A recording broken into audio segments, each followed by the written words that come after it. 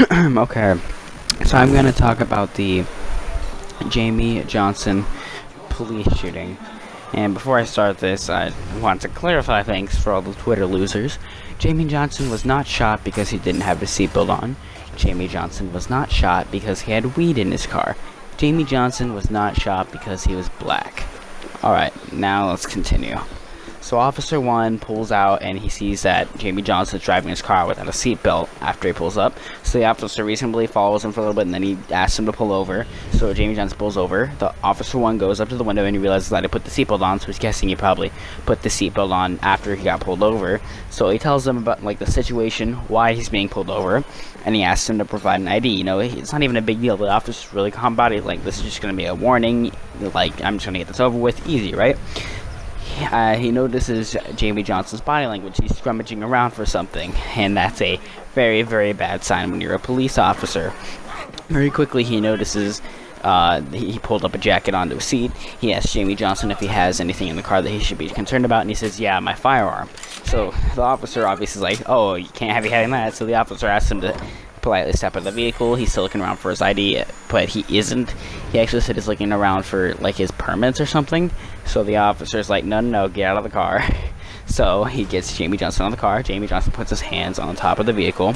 The officer holds him there, and he's explaining things to him. He's talking to him. He asks him about the firearm. Jamie Johnson said it was legally bought, but the only problem is he was also breaking laws with his firearm because it wasn't concealed in a holster, didn't have concealed carry license or anything like that. So the firearm was just in his jacket pocket on a seat, which is illegal. So the officer explains that that's illegal to him, and Officer 2 arrives on scene.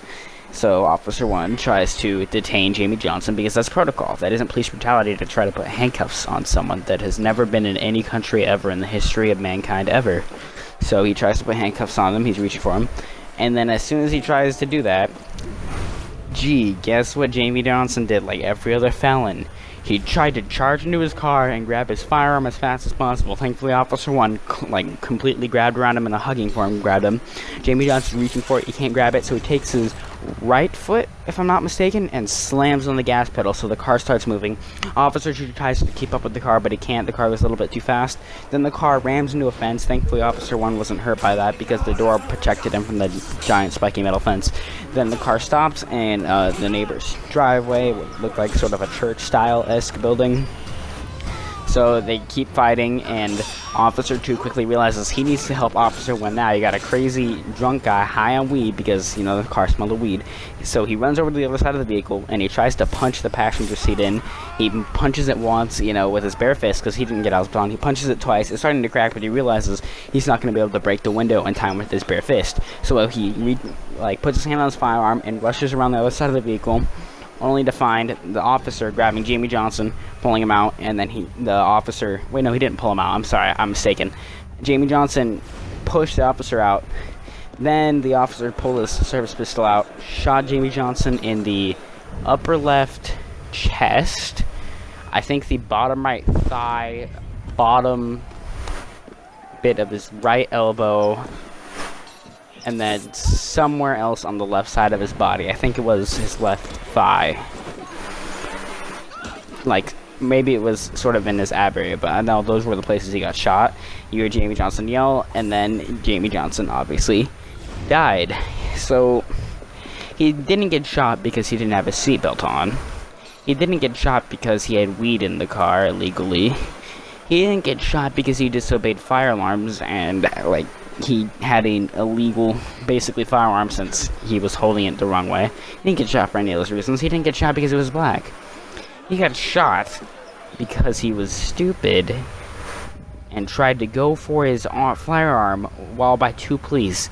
The police were just gonna detain him. He might have even just got arrested. He would still be alive if he wasn't an idiot. But, of course, he had to be stupid. Apparently they found 2 full bags of weed in his car along with his firearm, which, as we see from the evidence, it was clearly the handle of it was clearly faced towards Jamie Johnson, which indicates that he was definitely trying to grab it and wrestle for it with Officer 1.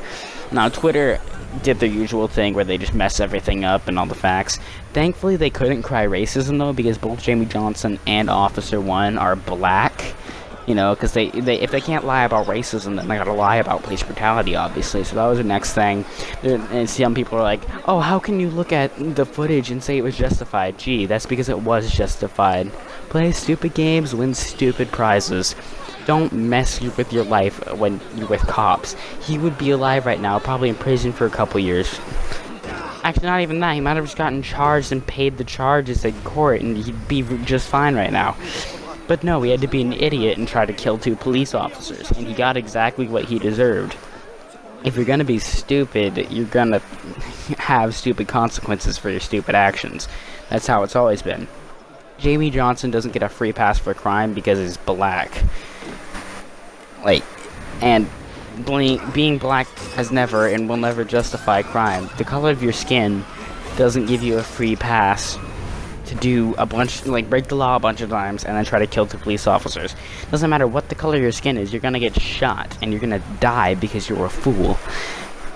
And I hate how people defend these people who are obvious criminals. The only one that I would say that they could reasonably defend me was George Floyd. Every other black male who's gotten shot by the police so far was fully justified in what the police did.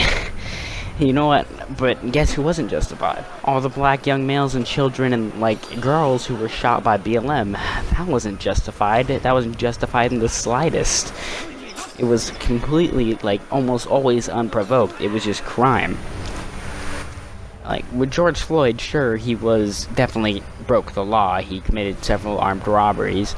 He definitely deserved to be punished, but not by death. That was the one case out of all these black deaths by cops, in recent, probably a decade, 2 decades, 3 decades, that I would say was actually legitimately, not fakely, unreasonable. That was actually wrong, that he shouldn't have died. Jamee Johnson was a fool for what he did. He would still be with us right now if he wasn't a fool. And that just makes it all the worse, knowing that that's the decision he decided to make. What makes the whole thing even worse, though, for a whole situation is the fact that people try to defend Jamee Johnson for his actions.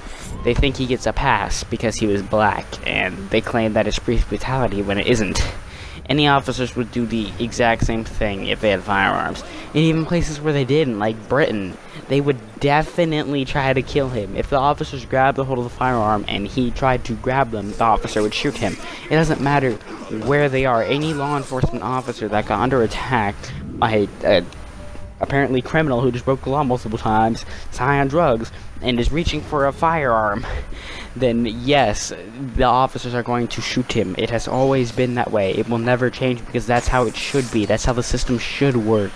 If you're going to endanger people and try to attack the police, that's what you get for being an idiot. If he didn't do any of that, he would be fine. If he didn't illegally have weed, if he didn't illegally have the firearm, and even if he didn't, do the seatbelt, which even then, he was just going to get, a warning or a ticket for the seatbelt thing. Which I doubt it was a ticket. It was without a doubt a warning. The officer just sounded like he was just trying to move on with his day. So that just makes it all the more frustrating that people actually think that they can defend Jamee Johnson for his actions because of the fact that he's black. I said it again. I'm going to say it again right now. The color of your skin doesn't give you a free pass for crime. It never has. It never will. If you ever assault officers and try to fight them with a weapon, you're going to die because you are a fool. That's how it should be. You are a danger to society.